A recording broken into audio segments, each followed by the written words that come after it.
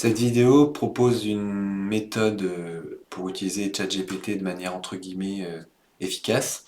J'ai appelé la méthode Codir GPT. En règle générale, ce que j'observe chez la majorité des utilisateurs, c'est l'idée d'un prompt jetable, c'est-à-dire qu'on a une requête, on a une demande, on a un besoin, on se jette sur ChatGPT comme la misère sur le monde, et on va lui faire notre demande pour essayer qu'à coup de statistiques, ils nous répondent plus ou moins bien.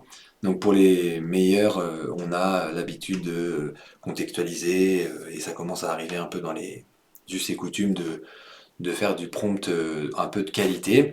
Ceci dit, je pense que c'est améliorable cette méthode. Et moi, je travaille plus en prompt, je travaille en conversation. C'est-à-dire que si on résume, j'ai fait une analyse de mes besoins, une analyse de pratique, une sorte d'introspection en tant qu'utilisateur de ChatGPT. J'ai regardé à peu près ce que je lui demandais en général. Ça, vous pouvez le faire en étudiant votre historique et puis en réfléchissant un peu, en prenant un papier et un crayon. Et vous notez 3, 4, 5, 10 types de requêtes, familles de requêtes que vous avez l'habitude de demander à ChatGPT.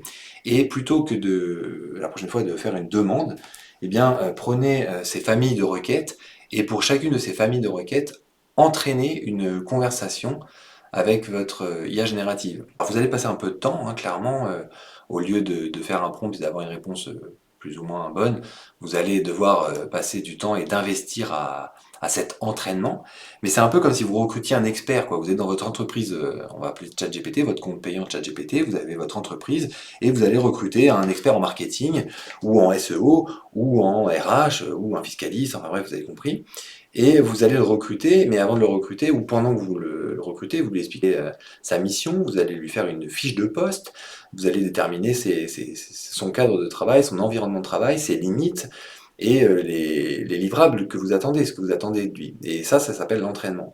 Et en fait, en prenant cette métaphore du recrutement, je trouve que c'est intéressant parce que ça fait qu'à la fin, au lieu d'avoir eu une réponse plus ou moins précise, mais c'est vrai rapide, vous avez passé un peu de temps, vous avez un peu investi du temps dans la formation, entre guillemets, dans l'entraînement de votre collaborateur virtuel, mais à la fin, ça fait qu'à chaque fois que vous aurez maintenant besoin de ce type de requête, bah, vous n'aurez pas tout à recommencer. Vous allez pouvoir simplement lui envoyer de manière extrêmement résumée votre demande, et comme il a été entraîné par rapport à ce type de demande, il sait qu'est-ce que vous attendez, quel est le contexte, la manière dont vous voulez qu'il réponde, etc., etc., bah, vous allez augmenter considérablement la qualité.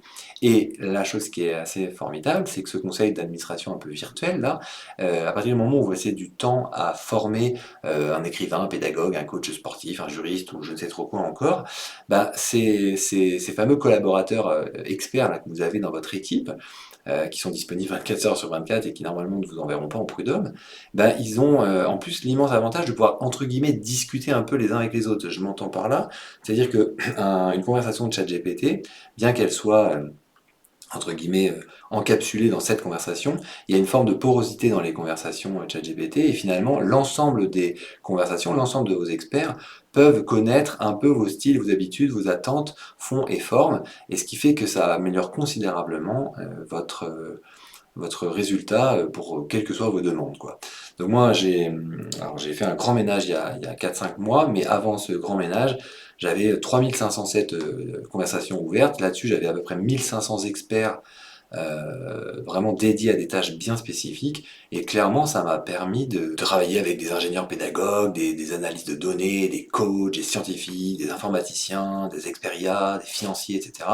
Et mon cerveau qui a tendance à travailler en arborescence avec à peu près 15-20 dossiers en parallèle, j'ai un diagramme de Gantt qui était un peu stressant à tenir dans ma tête, bah là je me retrouve avec un codir, GPT codir, quoi, un codir GPT qui m'aide à piloter mes journées professionnelles et personnelles d'ailleurs des fois, avec efficacité.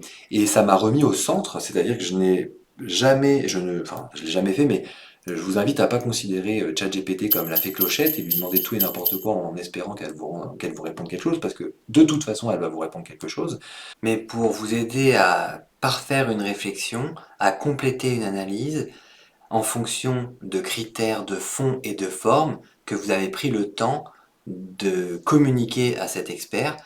Et donc du coup, ça fait que la réponse qui va être donnée va se nourrir d'un côté des millions de données que ChatGPT avait par ailleurs, mais aussi et surtout des données que vous lui aurez communiquées au préalable pour que cette réponse, quelque part, elle est un peu votre sueur, elle est un peu votre couleur, elle est un peu votre sensibilité. Ça donne du relief à votre réponse et ça vous personnalise aussi la réponse.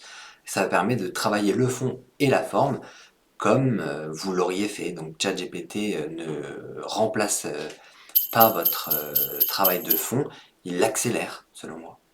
Voilà, merci de votre attention et si vous avez des commentaires, des questions, ça me fera plaisir et ça sera intéressant de partager.